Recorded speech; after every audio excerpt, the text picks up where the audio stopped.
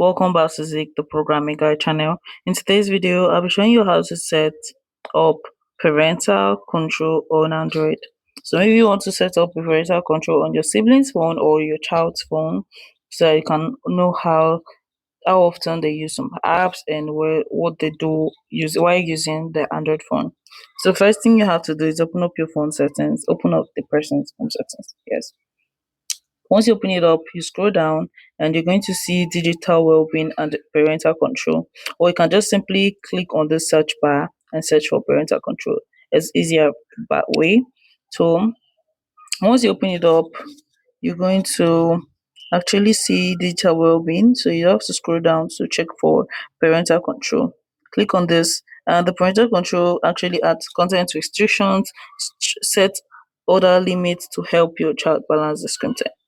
So you actually click on that, and once you click on this, it's going to tell you to start getting ready, and you click on let's do this, and you're going to actually choose the account you want to supervise.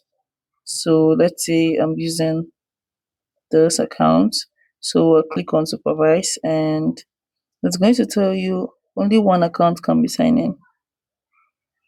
Okay, and you click on next, and you're going to enter your own account, the account you want to use to supervise. You click on it and click on next.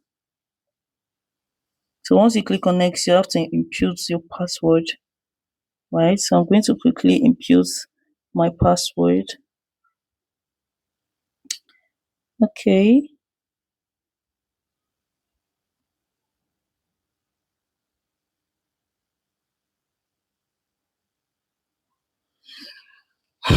Seems like I made a mistake in inputting my password, so I'll just quickly do that.